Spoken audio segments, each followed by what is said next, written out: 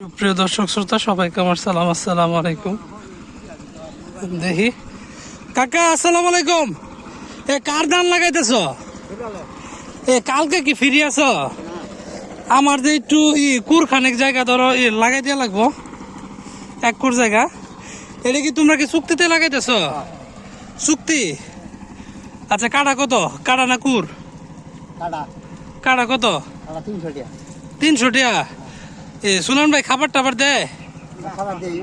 খাবার দিব না?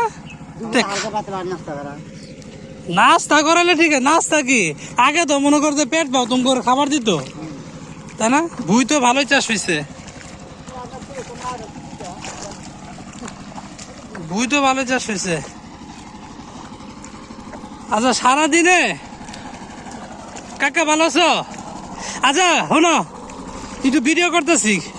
আচ্ছা, সারাদিনে কয় কাটা জায়গা লাগাইতে পারবা একজনে? তাই মানে 2 কাটা? হ্যাঁ, তাই জুলুময় জায়গা। তাহলে 2 কাটা লাগাইলে একজনে যদি 2 কাটা লাগাও তাহলে পড়বো 600 টাকা। তে লাভ কি? 700 টাকাও তো পড়ে না। হ্যাঁ, 700 টাকাও তো পড়ে না। না, পেঁচাড়ি তো যাওয়া যায় না। তাহলে কেমনে কি হবো? বাগুন কত রে? 100। মাছ গুছ তো কিনতেই পারো না। হ্যাঁ, গ্রাম বাংলার আসলে সৌন্দর্য এটাই, ঠিক আছে।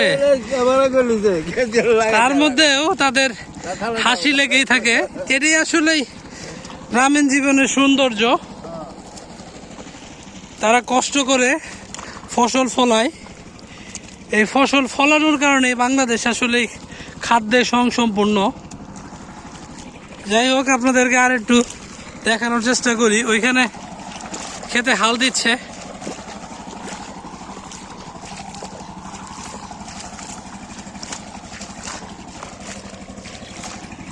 যে রোদ পড়ছে,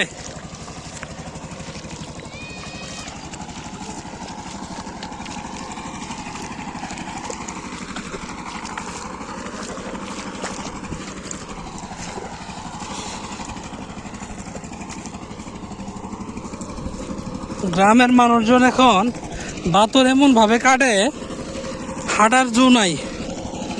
আগে বাতর দিয়ে রিক্সাও যাইতো, এখন মানুষের বাতর রাখে না। 2 পাশ থেকে কাটতে কাটতে বাতর রে বানাই ফেলা চিকনা পদ্দু।